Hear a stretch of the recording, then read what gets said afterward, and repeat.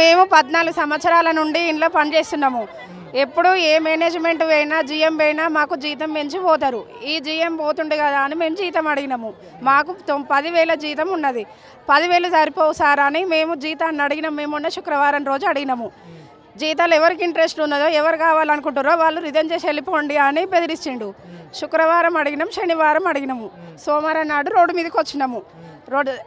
నిన్న మొన్న బతిలాడిరు, చెయ్యండి అమ్మ మేము జీతాలు ఏది మాట్లాడినా జీతం పెంచుతా అని అంటలేడు. మీకు అన్ని సూపర్వైజర్ల టార్చర్ ఉంది, అన్నీ ఉన్నాయి కానీ సూపర్వైజర్ల టార్చర్ మాకు జీతాలకు పెరగట్లేదు అని కొట్లాడి రోడ్డు మీదకి వచ్చినాము. నిన్న కొంచెం చూస్తామన్నాడు, ఇవాళ మరీ చూడని అసలు ఇష్టం ఉన్న వాళ్ళు లోపలికి రారు, ఇష్టం లేని వాళ్ళు బయట ఉండండి.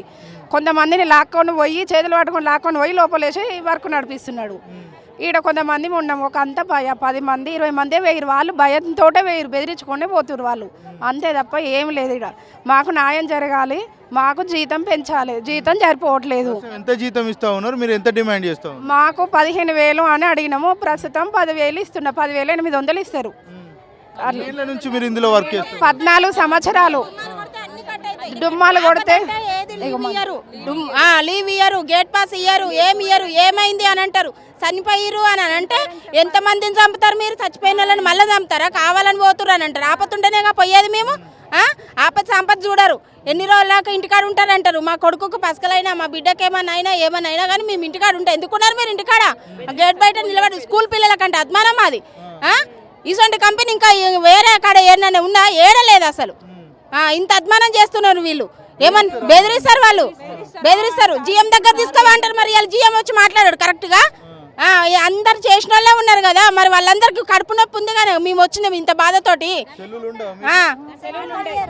సెల్లులు యూజ్ చేయొద్దు అంటారు.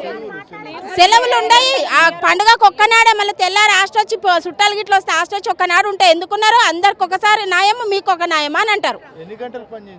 8 గంటలు. 8 గంటలల్లా 100 కుట్టకపోతే మీకు చేత కాకపోతే బయట కూర్చోరి. కుర్చీలు వేసి కూర్చోబెడతాం బయట అని ఎగతాళిగా మాట్లాడతారు. ఎగతాళిగా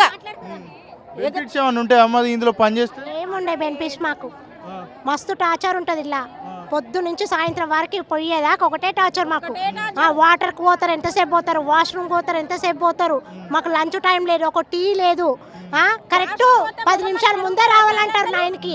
మళ్ళీ ఇక్కడ 6 దాకా ఇక్కడనే ఉంచుతారు మమ్మల్ని, వెళ్ళనియరు, పంచి కొట్టనియరు. టైం అయిందా, విజిల్ అయిందా, మీకు ఎందుకు ఇట్లా చేస్తారు మీరు అని మమ్మల్నే ఒత్తిడి చేస్తారు. కానీ వాళ్ళు మాత్రం తగ్గరు. सुपरवाइजर इधर कुड़ता बिहार वाला आया और उसको आयरन लगा दिया फर्स्ट लाइन वाला वो सुपरवाइजर और रिजाइन मार के चली गई।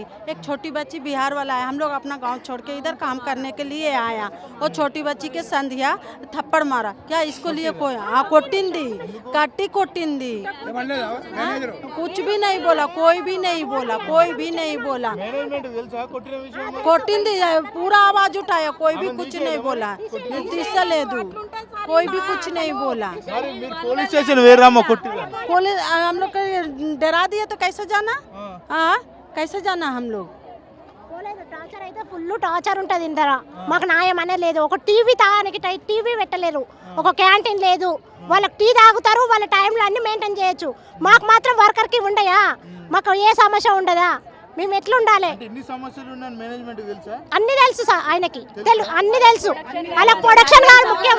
10 సంవత్సరాలు ఇవ్వాలి అంతే, వాళ్ళకి ఏదొద్దు. మీడియా మిత్రులందరికీ మా ఆడబిడ్డల తరఫున మేము ధన్యవాదాలు తెలియదు. మాకు 4 రోజుల నుంచి మాకు సహకరించి మీడియా మొత్తం వచ్చింది. కానీ మాకు ఈ ప్రభుత్వం నుంచి మాకు సపోర్ట్ కావాలి. మా ఎమ్మెల్యేలు ఎంపీలు మాకు అండగా ఉండి మా ప్రాబ్లం క్లియర్ చేస్తారని మేము మీడియా ముఖంగా తెలియజేసుకుంటున్నాము.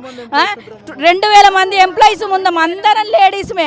మా బాధ ఎవరికి కనిపిస్తలేదా? ఇక్కడ 4 రోజుల నుంచి మేము ఇక్కడ కష్టపడతాను. మాకు తిండి లేవు, నీళ్లు లేవు, వాష్రూమ్ లేవు. ఎవరి మా దృష్టి పోతలేదా? ఎక్కడికి ఇన్ని మీడియాలు వచ్చినాయి, ఏ మీడియా అక్కడికి పోతలేదా? మమ్మల్ని మేము అడ్డగిస్తే మమ్మల్ని దౌర్జన్యం చేస్తారంట. మేము ఏం తప్పు చేసినాం? మేము లోకవల్లి పోయామన్న దౌర్జన్యం చేయలేదు కదా. మా కడుపు కోతకు మేము అడుక్కుంటున్నాం. ఇక్కడ మాకు ఎంతో కొంత వెంచూరు అంటున్నాం. మేము ఎవరిని దూషించట్లేదు, మేము ఎవరిని తిట్టట్లేదు, కుట్టట్లేదు. పెద్ద సిటీలో 10,000 జీతం ఏం బతుకుతాం? 10,000 కూడా కాదు, మాకు డుమ్మాలు కొడితే ఆ 7,000 చేతుల్లో పెడతారు డుమ్మాలకు. మాకు మేము ఇన్ని రోజులు కూడా కష్టపడి మేము ఈ కంపెనీ ఇంత డెవలప్ అయింది. మాకు ఏ నాయకులు సపోర్ట్ రారా? మీడియా పోతలేదా? మరి ఇంతమంది మీడియా వస్తుంది, మాకు ఏం న్యాయం జరుగుతలేదు. 7,000 కిరాయి మాది. ఎవరు తక్కువ ఇస్తారు? సంవత్సరం 500 పెంచుతారు. మాకు సరుకులకు పెరిగినాయి. మా పిల్లలకు ఒక్కొక్కరు భర్తలు లేని వాళ్ళు కూడా ఇక్కడ చేసే వాళ్ళు ఉన్నారు. ఈ 10,000 జీతంలో ఎట్లా బతకాలే వాళ్ళు? ఈఎస్ఐ పిఎఫ్ ఉంది మాకు. ఒక్క డుమ్మా కొడితే 600 కట్ అవుతాయి మాకు ఇక్కడ. 800 కట్ అవుతాయి ఇష్టం వచ్చినట్టు. మేము మా బాధలు మీడియాలకు మొత్తం చెప్పుకున్నాం మేము, కానీ మాకు ఏ రెస్పాన్స్ అత్తలేదు మాకు ఇక్కడ. కాక మేము ఇక్కడ రివర్స్ ధర్నా చేస్తే మాకు చర్యలు తీసుకుంటారంట. మమ్మల్ని ఏ విధంగా చర్యలు తీసుకుంటారు ఇక్కడ మాకు తెలవాలి సార్. మీరు మీ మీడియా మిత్రులందరూ మీ పై ఆఫీసర్లకు తెలిసి మాకు ఒక్క న్యాయం చేపియండి సార్. మేము అందరి తరపున ఏమో సార్ మాకు తెలియదు. మేము అదే మీడియా ముఖంగా మేము తెలుపుకుంటాం. ఖచ్చితంగా ప్రభుత్వం పట్టించుకోవాలి, రావాలి. రేవంత్ రెడ్డి కూడా దిగి రావాలి. మేము ఎంతమంది కష్టపడుతున్నాం, ఎండలో ఉన్నాము, ప్రభుత్వం పట్టించుకోదా? ఎన్ని రోజులు ఎండలో కూర్చుంటారని వాళ్ళు రారా? ఎవరు ఎందుకు ముందుకు వస్తలేరు? మా బాధ అదే. వాళ్ళు బెదిరిస్తున్నారు, ఇలా బెదిరించి చాలా మంది లోపల తీసుకున్నారు. మమ్మల్ని కూడా అదే చేస్తారని మాకు బాధ ఉన్నది. ఎవరైనా పెద్ద మనుషులు రావాలి, రండి లోపల రండి, జాబ్ పోతుంది. డ్యూటీలోకి వెళ్ళి తీసుకుంటాం, డ్యూటీలోకి వెళ్ళి తీసేస్తాం. మీరు రావాలి, వీళ్ళ మాట వినకూడదు. మీకు ఇక్కడ కూర్చుంటే ఏం రాదని బెదిరించి తీసుకుపోతున్నారు. చాలా మంది ఉన్నారు లోపల, మా వాళ్ళు చాలా మందిని తీసుకుపోతున్నారు. ప్లీజ్ దయచేసి రేవంత్ రెడ్డి అన్న మాకు చూడాలి, మా దిక్కు చూసి మాకు ఏదైనా న్యాయం చేయాలి. ఇంత రోజు నుంచి పోతలేదా? మీడియా చూస్తుంది, అంతా పోతుంది. మీ దగ్గరికి ఇంకా రాలేదా రేవంత్ రెడ్డి అన్న? రావాలి, మీరు మాకు చూడాలి, చూసి న్యాయం చేయాలని మేము కోరుకుంటున్నాం.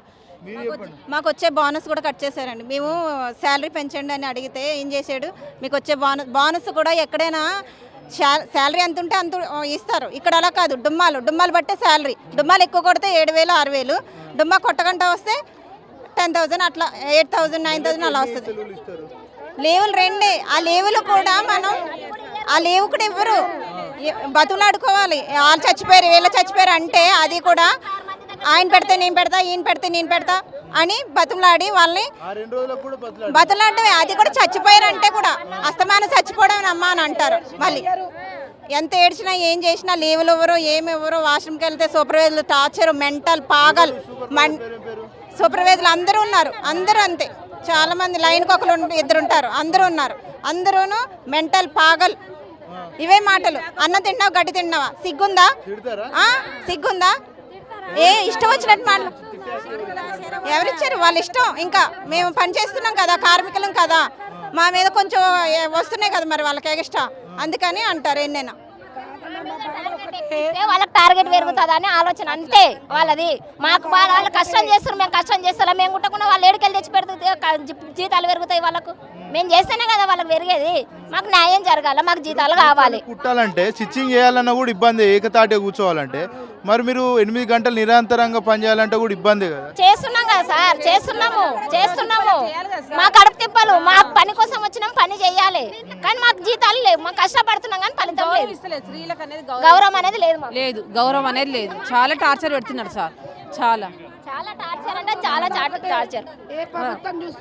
ఎవరు చూస్తలేరు సార్? మేము 4 రోజుల నుంచి రోడ్డు మీద ఎక్కినాము, ఎవరు చూస్తలేరు మమ్మల్ని? ఎందుకు వస్తలేరు? మాకు రేవంత్ రెడ్డి రావాలి, మా బాధ చూడాలి.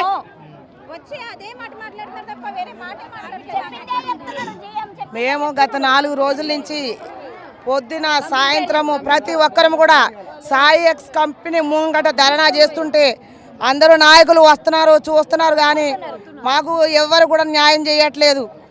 మేము వచ్చింది కనీసం వేతనం కోసం మాట్లాడడానికి మాత్రం వచ్చాము. మా కడుపు బాధ తీర్చాలి. మేము 14 సంవత్సరాల నుంచి కంపెనీలో పనిచేస్తున్నాము. మాకు ఎలాంటి కూడా ఏ బెనిఫిట్స్ లేవు. ఉన్నాయి 9,000 10,000 జీతంతో మా ఇల్లు గడవదు. మేము ఎక్కువ జీతం పెంచమని కూడా అడుగుతలేదు. మాకు కనీసము జీతము ఒక 15,000 మాత్రం అడుగుతున్నాం. కానీ మేము 3 రోజులుగా కంపెనీలు అడిగినప్పుడు మాకు సమాధానం దొరకలేదు. మేము 3 రోజులుగా అడిగినాము, అడగలేనప్పుడు మాకు ఇంత చేస్తామని అంటే మేము ఎవరు కూడా బయటికి రాకపోదుము. మాకు ఒక వ్యక్తి ఇక్కడ శ్రీవాణి అనే వ్యక్తి మాకు ప్రబలం చేసి మాట్లాడినప్పుడు ఆమె ఏమన్నదంటే మనం బయట కూర్చుందాం, మనం మాట్లాడితేనే ఇది దారికి వస్తుంది, జీతాలు పెంచుతారు, మీడియాలో వస్తాయి అన్ని మాట్లాడిన వ్యక్తి లోపల పోయి కూర్చున్నది.